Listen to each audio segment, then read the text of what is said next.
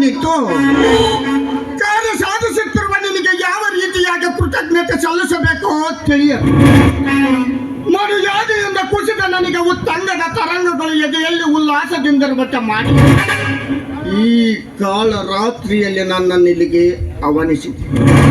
ಇಲ್ಲೇ ಸುಸಮಯ ಸುಗಮಲ ಕಥೆಗೆ ಅಂತ್ಯ ಬರೆದು ಅಟ್ಟಾಸದಿಂದಿರಲು ಈ ವಿಶಲ ಬಯಲ ಮಧ್ಯ ವಿಶಲಾಕ್ಷಿಯಾಗಿ ಬರುವ ಸುವರ್ಣಗಳನ್ನು ವೀಕ್ಷಿಸುವೆ. ಈ ಫಣೀಂದ್ರನ ಕೈಯಾರೆ ಕೊನೆ ಉಸಿರ.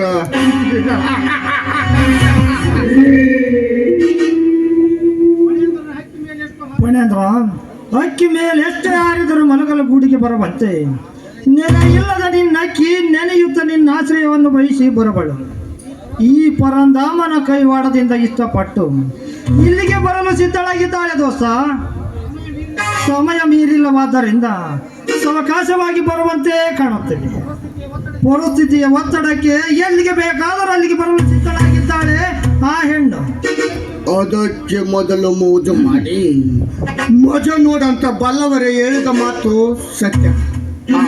ಪರಂದಾಮ್ ಏಳು ಕಳೆಯುತ್ತಾ ಬಂದರು, ಇನ್ನು ಏಕೆ ಬರಲಿಲ್ಲ ಪರಂದ? ಅವಳನ್ನು ಇಲ್ಲಿಗೆ ಬರಲು ಹೇಳಿರುತ್ತಾನೆ. ನಾನು ಎಂದಾದರೂ ಸುಳ್ಳು ಹೇಳಿದ್ದೇನೆ? ಅದು ಇಂಥ ಗುಟ್ಟಾದ ಕೆಲಸಕ್ಕೆ ಸುಳ್ಳು ಹೇಳಾಕ ಬರೋದಿಲ್ಲೋ ಗೆಳೆಯ. ಅದು ನೋಡಲ್ಲಿ ಸುಗುಣ ಶೃಂಗರಿಸಿಕೊಂಡು ಇತ್ತ ಕಡೆ ಬರ್ತಿದ್ದಾಳೆ.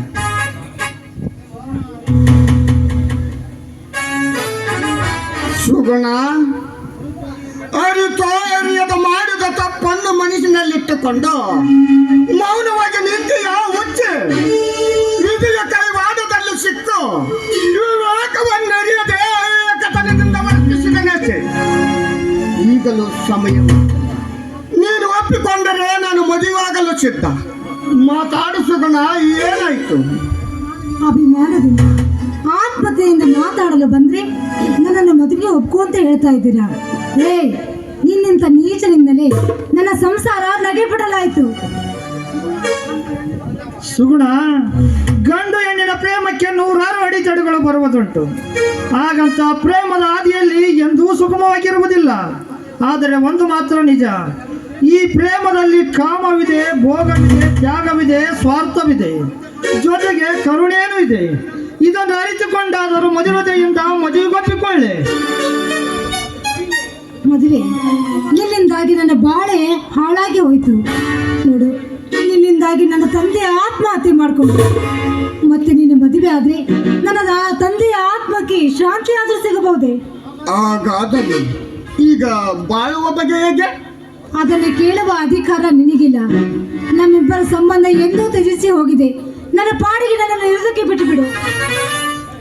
ಸುಗುಣ, ಕೋಮಲವಾದ ನಿನ್ನ ಶರೀರವನ್ನು ಮುಟ್ಟಿದ ನೆನ್ನುವ ಒಂದೇ ಒಂದು ಕ್ಷಣಕ್ಕಾಗಿ ನಿನ್ನನ್ನು ಇಲ್ಲಿಗೆ ಅವನಿಸಿ ನಗುವಿನಿಂದ ವಿಕಾಸಿತವಾಗಿದ್ದ ಈ ಫಣೀಂದ್ರನಿಗೆ ಸಲ್ಲದ ಮಾತುಗಳನ್ನು ಆಡಿ ಸಂಕಟಕ್ಕೆ ಗುರಿಯಾಗದಿರು ಚಿನ್ನ. ಎಂದ ಸೋತ ದಾಸಳಾದ ನಿನಗೆ ಹಿಂದೇಕೆ ಈ ವಿರಸ? ವಿರಸ ಸಲ್ಲಾಪದಿಂದ ನನ್ನ ಬಾಳೆ ಹಾಳಾಗೋಯ್ತು. ಆದ್ರೆ ನನ್ನ ಬಾಳನ್ನು ಹಾಳು ಮಾಡಿದ ನೀಚ ಹೆಜ್ಜೆ ಹೆಜ್ಜೆಗೂ ನಿನ್ನನ್ನು ಸೇಡು ತೀರಿಸ್ಕೊಳ್ಳದೆ ಹೋದ್ರೆ ನಾನು ಜ್ವಾಲಾಮುಖಿನೇ ಅಲ್ಲ.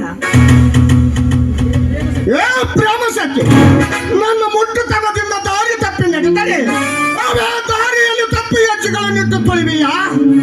ಒಬ್ಬ ದಾರಿ ತಪ್ಪಿದಾಗ ಅದರಿಂದ ಬರುವ ಉಪಾಯ ಕಾಣದೆ ಅದನ್ನು ನಿನ್ನ ಜೀವನದ ಮಾರ್ಗವನ್ನಾಗಿ ರೂಢಿಸಿಕೊಂಡು ಶಿಕ್ಷೆಗೆ ಕೈವಾಟದಿರು ಡಾರ್ಲಿಂಗ್.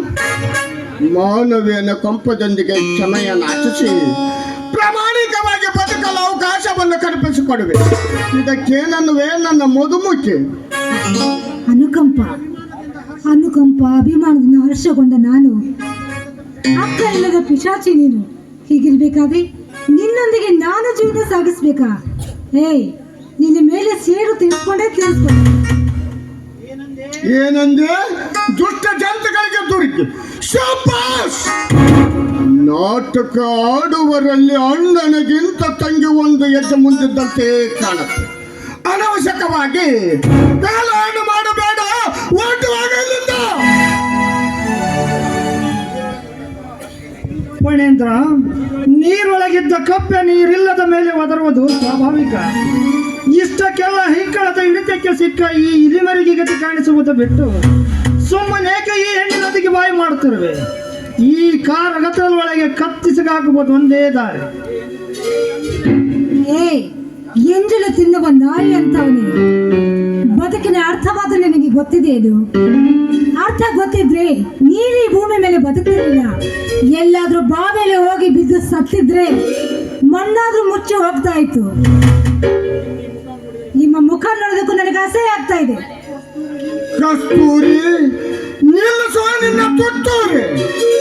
ಬಿಂಕದ ಮಾತುಗಳಿಂದ ಬಿಡುವಿಲ್ಲದೆ ಬಯಲೆತ್ನಿಸಿತು.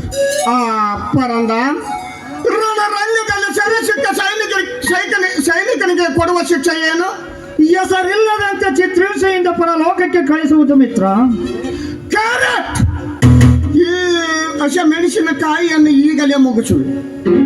ಹಸಿಮೆಣಸಿನಕಾಯಿ ಮುಗಿಯಿತು ನಿನ್ನ ಆಯುಷ್ಯ.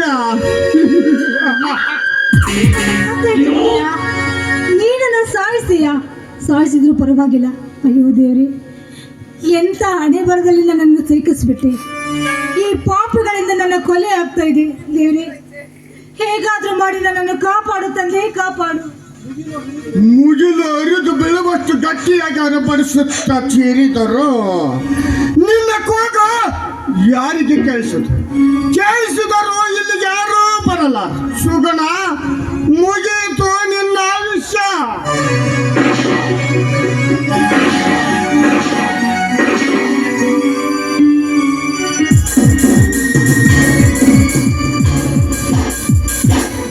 ಫಣೇಂದ್ರ, ಇಲ್ಲಿಗೆ ಮುಗಿಯುತ್ತಿವಳ ಕತೆ.